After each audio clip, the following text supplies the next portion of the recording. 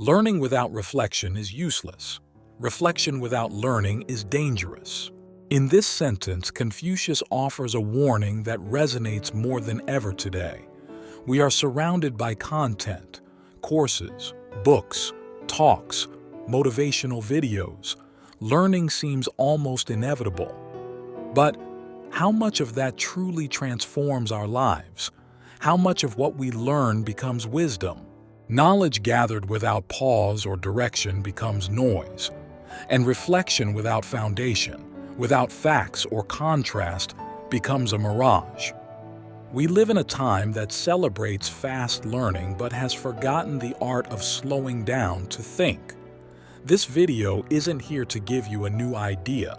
It's here to help you see differently what you already know. Because sometimes, change doesn't come from learning something new, but from understanding more deeply what already lives within us. Today, learning has never been easier. From our phones, we can access thousands of courses, lectures, and tutorials. Many people jump from book to book, from training to training, accumulating facts, quotes, and theories. Yet, their lives remain unchanged. Why? Because knowledge without reflection doesn't transform, it only decorates. A student who memorizes without understanding, a professional with degrees who never questions their actions, a compulsive reader who never applies what they read, they all fall into the same trap, believing that knowing is the same as growing. Confucius saw this centuries ago. Learning without stopping to think is like filling a pot with a hole at the bottom. It doesn't help. It doesn't hold. Society has taught us to admire those who know, but not always those who understand. The one who understands is the one who takes time to observe their mistakes, connect ideas, and ask, what does this mean to me? How does it change the way I act?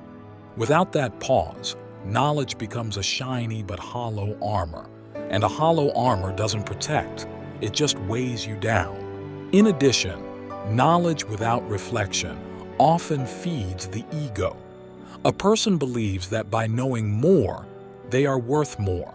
They start correcting others, giving lessons, quoting authors, but they don't observe their own contradictions. They don't ask if the way they live aligns with what they preach. It's a paradox. Learning should make us more humble, not more arrogant. But without reflection, knowledge becomes a mirror that only reflects what we want to see. This happens in everyday life too. Someone learns about emotional intelligence but keeps reacting with anger. They study habits but don't change their own. They know about communication but don't listen. In these cases, knowledge becomes an excuse not to change. I already know that, they say, and they remain stuck. Real learning begins when something we know makes us uncomfortable, when it shakes us, when it forces us to look inward, and that only happens if we dare to reflect. Just as there are those who accumulate knowledge without pausing to think, there are also those who live trapped in endless reflection, without action, without learning, without being open to new perspectives. These individuals often think deeply, feel intensely, and question everything, but rarely allow new information to challenge their worldview.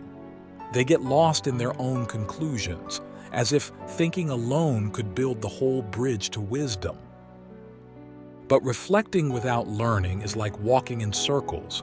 It feels like movement because it drains energy, but in truth, you remain stuck in the same mental space.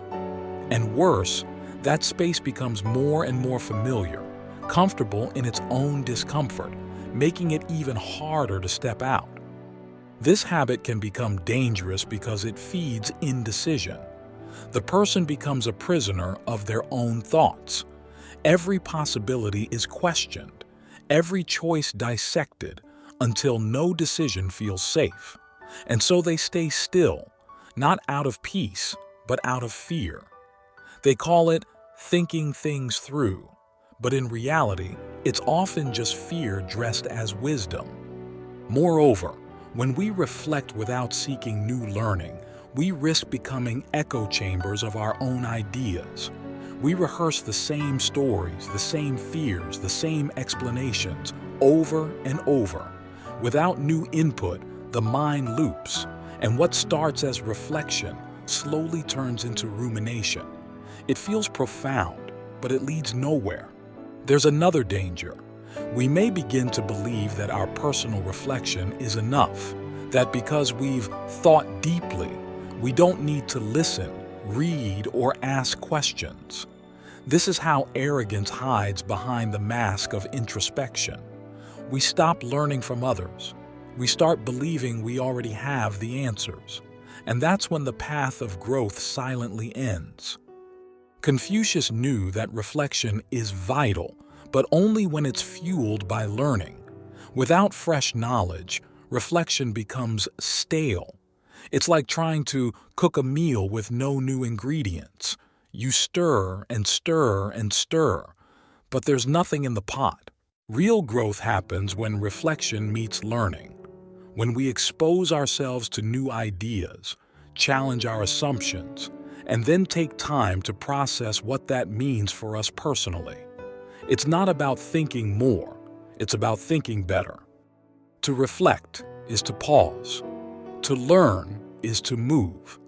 True wisdom comes when we do both, when we let new knowledge shape our thoughts and let our thoughts give depth to what we learn. Only then do we stop spinning in circles and begin to walk forward. True transformation happens when learning and reflection meet. One without the other is incomplete, but together they walk with strength. Learning opens us to the world. Reflection brings us back to ourselves. When both are active, we don't just gather knowledge, we cultivate wisdom. Let's take a common situation. Someone struggling at work, feeling overwhelmed and unmotivated. They start watching videos about productivity. They read articles about time management and even buy a planner. That's learning. But without reflection, these tools remain external. Now imagine they pause at the end of the day. Ask themselves, why do I feel drained? What parts of my work drain me, and which ones energize me? Am I saying yes to things I should decline? Am I using my time in ways that align with what matters to me? That moment of reflection turns tools into insight. They realize their exhaustion comes not from a lack of time, but from fear of disappointing others. Now the learning has context. The planner becomes more than a schedule. It becomes a tool for setting boundaries. This is how growth happens, not just by learning how to manage time, but by reflecting on how time management affects their emotions, their relationships, their values. The same applies to personal relationships. Someone reads a book on communication. They learn about active listening, about empathy. But in their next conversation, they still interrupt, still defend themselves quickly. Until they pause and ask, why do I rush to defend myself? What am I afraid of? What does it feel like when I truly listen? Now, learning meets reflection. The book's lessons go from theory to practice. To live consciously, we need both: exposure to new knowledge and the courage to turn inward. One provides the map. The other asks, where am I on this map? Reflection without learning can trap us in ourselves. Learning without reflection leaves us scattered. But together, they help us walk a steady path. And this practice isn't reserved for scholars or monks. Anyone can do it. After a conversation, after watching a video, after reading a single paragraph, we can ask, what does this mean to me? How will I apply it? Does this challenge anything I believe? That one pause turns passive consumption into active transformation. When learning becomes the seed and reflection becomes fertile soil, something powerful begins to grow, a more grounded, intentional, and awakened version of ourselves. You might now ask yourself, how much of what I know have I truly understood? How much of what I think comes from living reflection and not from empty repetition? Confucius didn't ask us to collect wise quotes, but to live by them. His teachings are a compass, not a library of phrases. The balance between learning and reflection is not a destination, but a constant practice. Sometimes, a new idea will shake you. Other times, an old idea, seen with new eyes, will reveal something profound. Make silence your ally. Pause after reading, after listening. Ask yourself, what's here for me? And when you reflect, don't stay only in your mind. Seek new ideas, new sources. Truth often lives not in what we already know, but in what we've yet to explore.